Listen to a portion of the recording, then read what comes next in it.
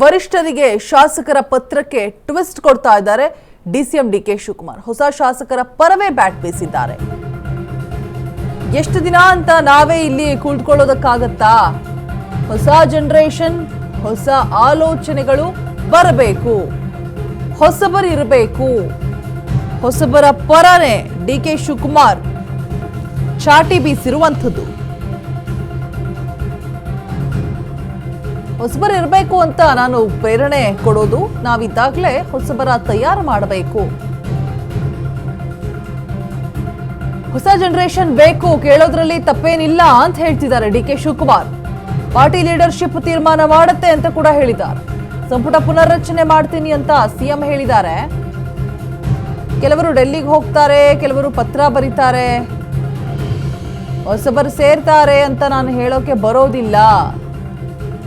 ನಾವೇ ಗೂಟ ಹುಡ್ಕೊಂಡು ಕುಳಿತುಕೊಳ್ಳೋಕ್ಕಾಗತ್ತಾ? ಬೇಕು ಹೊಸಬ್ರು, ನಾವಿದ್ದಾಗಲೇ ತಯಾರು ಮಾಡಬೇಕು ಹೊಸಬ್ರನ್ನ.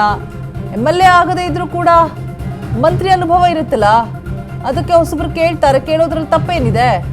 ಬೆಂಗಳೂರಲ್ಲಿ ಡಿಸಿಎಂ ಡಿಕೆ ಶಿವಕುಮಾರ್ ಹೇಳಿಕೆಯನ್ನ ಕೊಟ್ಟಿರುವಂಥದ್ದು. ಹೊಸಬರ ಪರ ಬ್ಯಾಟ್ ಬೀಸಿದ್ದಾರೆ.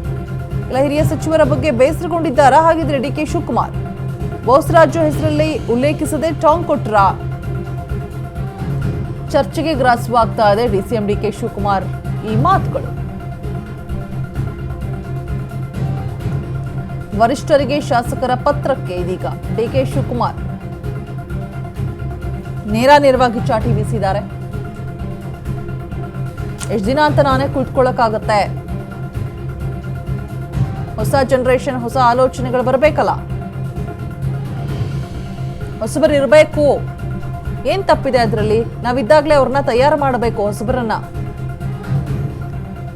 ಅಂತ ಹೇಳ್ತಿದ್ದಾರೆ. ಬೋಸರಾಜು ಅವರ ಹೆಸರನ್ನ ಉಲ್ಲೇಖ ಮಾಡದೆ ತಮ್ಮ ಕೋಪವನ್ನು ಹೊರಹಾಕ್ತಿದ್ದಾರಾ ಅನ್ನುವಂತಹ ಸಂಶಯ ಮೂಡ್ತಾ ಇದೆ ಇವರ ಮಾತುಗಳಿಂದ. DK ಅವರು ಏನೇ ಮಾತನಾಡಿದ್ರು ಕೂಡ ಅದ್ರ ಹಿಂದೆ 100 ಅರ್ಥ ಇರುತ್ತೆ. ಏನೋ ಸುಮ್ಮನೆ ಏನೋ ಮಾತನಾಡೋದಿಲ್ಲ.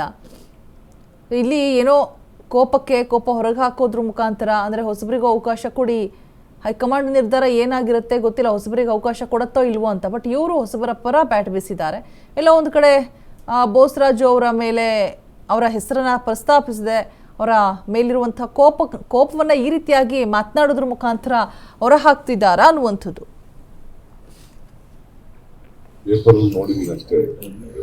ನಿಮಗೂ ಪತ್ರ ಬರ್ತಿದ್ದಾರೆ. ಎಲ್ಲರಿಗೂ ಆಸೆ ಇರ್ತದಲ್ಲ ಮಂತ್ರಿ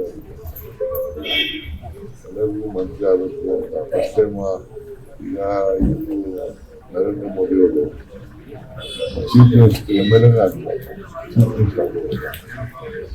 ಅದಕ್ಕೆ ಎಲ್ಲರಿಗೂ ಆಸೆ. ಚೀಫ್ ಮಿನಿಸ್ಟರ್ ಅವರು ಮಂತ್ರಿ ಆಗಿದ್ದಾರೆ, MLA ಆಗಿದ್ದವರು ಮಂತ್ರಿ ಆಗಿದ್ದಾರೆ ಹೇಳ್ತಾರೆ. ಅವ್ರು ಕೇಳಿದ್ರೆ ತಪ್ಪೇನಿದೆ ಅಪ್ಪ. ನಾನು ಫಸ್ಟ್ ಟೈಮ್ ಹೊಸ ಪೀಳಿಗೆ ಬೆಳಿಬೇಕಲ್ಲ, ಬಿಸಿನ ನಾವೇ 34 ವರ್ಷ ಆಯ್ತು.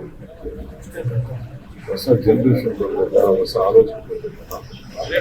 ನಾನು ಹೊಸಬ್ರು ಇರಬೇಕು ಅನ್ನೋದಕ್ಕೆ ನಾನು ಅವ್ರಿಗೆಲ್ಲ ಪ್ರೇರಣೆ ಒಬ್ಬರನ್ನ ತಯಾರು ಮಾಡ್ಬೇಕಲ್ಲ. ಈಗ ಹೊಸ ಜನರೇಷನ್ ಇರ್ಬೇಕಲ್ಲ, ತಪ್ಪೇ ನಾವು ಕೇಳಿದ್ರೆ ತಪ್ಪೇ ಇಲ್ಲ. ಪಾರ್ಟಿ ಲೀಡರ್ಶಿಪ್ ಹೊಸ ಶಾಸಕರು ಕೇಳಕ್ಕೆ ಈಗ ನಾನು ಮಂತ್ರಿಮಂಡಲ ಮಾಡ್ತೀನಿ ಅಂತ ನಾನು ಹೇಳಿಲ್ಲ. ಚೀಫ್ ಮಿನಿಸ್ಟರ್ ಹೇಳಿದ್ದಾರೆ ನನ್ನ ಕ್ಯಾಬಿನೆಟ್ ಎಕ್ಸ್ಪೆನ್ಷನ್ ಮಾಡ್ತೀನಿ, ಅವ್ರು ಎಕ್ಸ್ಪೆನ್ಷನ್ ಮಾಡ್ತಾರೆ ಅಂತ ಡೆಲ್ಲಿ ಹೋಗ್ತಾರೆ, ಪತ್ರ ಇದೆಲ್ಲ ಹೊರಗಡೆ ಹೋಗಿ ಅವ್ರ ಆಸೆ ಇರ್ತದೆ. ಸಂಪುಟ ಪುನರ್ರಚನೆ ಮಾಡ್ತೀವಿ ಅಂತ ಸಿಎಂ ಹೇಳಿದ್ದಾರೆ. ಕೆಲವರು ಡೆಲ್ಲಿಗೆ ಹೋಗ್ತಾರೆ, ಕೆಲವರು ಪತ್ರ ಬರೀತಾರೆ. ಸೊ ಇಲ್ಲೇ ಒಳಮುನಿಸು ಒಳಜಗಳ ಇರುವಾಗ ಹೊಸಬ್ರು ಸೇರ್ತಾರೆ ಅಂತ ನಾನು ಹೇಳೋದಕ್ಕೆ ಬರೋದಿಲ್ಲ. ಬಟ್ ಸಪೋರ್ಟ್ ಮಾಡೋದ್ರಲ್ಲಿ ತಪ್ಪೇನಿಲ್ಲ. ಬರಬೇಕಲ್ಲ ಹೊಸಬ್ರು, ಎಲ್ಲ ಕೂಡ ಚೇಂಜಸ್ ಆಗಬೇಕಲ್ಲ. ನಾವೇ ಗೂಟ ಹೊಡ್ಕೊಂಡು ಎಷ್ಟು ದಿನ ಅಂತ ಕುಳಿತುಕೊಳ್ಳೋಕ್ಕಾಗತ್ತೆ? ಸೊ ನಾವು ಇರುವಾಗಲೇ ಹೊಸಬ್ರನ್ನ ತಯಾರು ಮಾಡಬೇಕಲ್ವಾ?